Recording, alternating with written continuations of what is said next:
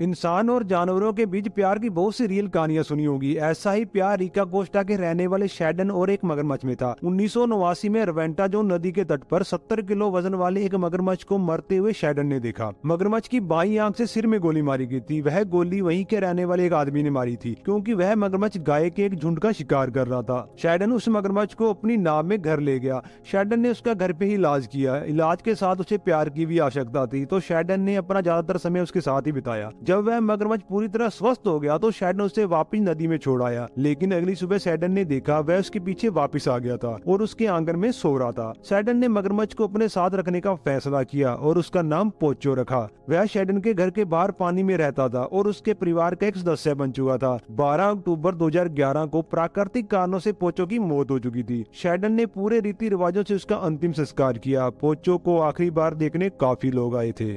लंबी दाढ़ी किसी की जान ले ले सुनने में अजीब लगता है, लेकिन यह घटना 1567 में हंस स्टीनेगर के साथ घट चुकी है। हंस स्टीनेगर बर्नऊ एम मीन के मेयर थे। उस समय वह काफी लोकप्रिय भी थे। हालांकि उनके बारे में कोई ज्यादा जानकारी तो नहीं है, लेकिन वह अपनी 4.5 फीट लंबी दाढ़ी के कारण काफी फेमस थे। 28 सितंबर 1567 को बर्नऊ शहर में आग लगी। जैसा आमतौर पर होता है, पूरे शहर में दहशत फैल गई। मेयर होने के कारण स्टीनेगर शहर के बीचों बीच रहा करते थे। उन्होंने लोगों को शांत करने की कोशिश की, जिस दौरान उनकी बंधी हुई दाढ़ी खुल गई। लोगों को संभालने के चक्कर में उन्हें दाढ़ी को बांधने का टाइम नहीं मिला। जब वह सीढ़ियों पर खड़े थे तब उनका पैर अपनी ही दाढ़ी पे आ गया, जिसकी वजह से वह लड़खड़ाकर सीढ़ियों से नीचे गिर गए। नीचे गिरते ही उनकी गर्दन टूट गई और उनकी वहीं मौत हो गई। उनकी याद में लोगों ने सेंट स्टीफेंस चर्च के किनारे उनका एक स्टैच्यू बनवाया। शहरों के मुकाबले गाँव की आबादी कम होती है, यह तो हम सब जानते हैं, लेकिन यह सुनने में अजीब लगता है कि पूरे गाँव में सिर्फ एक इंसान रहता हो। अमेरिका के नेब्रास्का राज्य में एक ऐसा गाँव है जहाँ एल्सी आइलर नाम की एक ही बुजुर्ग महिला रहती है। 1930 तक यह मनोवी गांव ऐसा नहीं था। यहाँ लगभग 150 लोग रहा करते थे।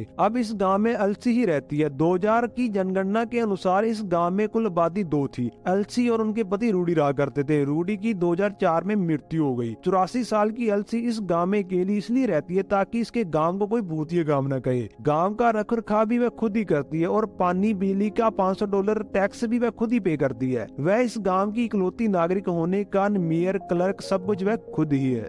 दुनिया में ऐसी घटनाएं हो चुकी है जो सालों तक भुलाई नहीं जा सकती, जिसके बारे में जान के रूह तक काम जाए। एक ऐसी ही घटना 13 नवंबर 1985 में कोलंबिया में घटी, जब नेवाडो डेल रुइस नाम का एक ज्वालामुखी फटा, जिसकी वजह से 20,000 से भी ज्यादा लोगों को अपनी जान गंवानी पड़ी। जब यह फटा तो आसपास के 13 से भी ज्यादा गाँव को तबाह कर दिया और कुछ ही सैकड़ों में अमेरिया शहर को भी अपनी चपेट में ले लिया। ज्वालामुखी से कुछ ही दूरी पर निचले हिस्से में बसा यह शहर मलबे में ढक गया। अधिकारियों ने इस तबाही के कई संकेत भी दिए थे, लेकिन वहाँ की सरकार सावधानी बरतने और शहर को खाली करवाने में असमर्थ रही। जब ज्वालामुखी फटा और उसका मलबा गांव में घुसा, तब 13 साल की उमायरा का घर इस मलबे में दब गया, जिसके कारण उमायरा का शरीर भी कमर से नीचे मलबे में ही दब गया। उसे निकालने रेस्क्यू टीम भी आई, लेकिन असफल रही। इस मलबे के साथ वहाँ पानी भी जमा हो गया। बचाव कर्मी उसके पैर काटे बिना उसे बचाना चाहते थे, लेकिन वह उसे निकालने में कामयाब नहीं हुए। वह लड़की इतनी हिम्मत वाली थी कि उस हालत में भी उसने गाना गाया, अपनी पसंद की मिठाई खाई, जर्नलिस्ट को इंटरव्यू भी दिया और उसे रेस्क्यू करने आए लोगों को कहा आप घर चले जाएं और आराम करें। लेकिन उसका चेहरा फूल गया था, हाथ सफेद पड़ चुके थे, आंखें लाल हो गई थी। 3 दिन तक वही मलबे में दबी रही और आखिरी में वह अपनी जिंदगी की जंग हार गई। इस ज्वालामुखी विस्फोट को दुनिया का सबसे खतरनाक ज्वालामुखी विस्फोट भी कहा जाता है। आमतौर पर घरों में लगे बल्ब ज्यादा से ज्यादा 1 साल तक जलते हैं, लेकिन एक ऐसा बल्ब है जो लगातार 122 सालों से जल रहा है। सुनने में संभव तो नहीं लगता, लेकिन कैलिफोर्निया के लिवरमोर शहर में स्थित एक फायर स्टेशन में 1901 में लगाया गया था, जो 30 वाट का बल्ब था, लेकिन अब इसकी रोशनी 4 वाट के बल्ब के समान है। इस बल्ब का आविष्कार फ्रांसीसी इंजीनियर एडोल्फ शेलेट ने किया था। 1890 के अंत में शेल्बी इलेक्ट्रिक कंपनी द्वारा ओहियो में बनाया गया था। 1901 में जब उन्होंने अपनी कंपनी को बेचा तो शेलेट के पिता डेनिस बर्नल ने इस बल्ब को फायर स्टेशन को दान कर दिया। 1937 में इसे पहली बार बंद करना पड़ा, क्योंकि इसमें लगी तार को बदलना पड़ा था। तार बदलने के बाद फिर से इसे जला दिया गया। 2001 में इसके 100 साल पूरे होने पर इसका जन्मदिन बड़ी धूमधाम से मनाया गया, लेकिन 2013 में यह बल्ब अचानक बंद हो गया। जब चेक किया गया तो इसकी 76 साल पुरानी तार खराब हो चुकी थी, जिसके बदलने के बाद यह फिर से चल पड़ा। तब से लेकर आज तक यह बल्ब जल ही रहा है।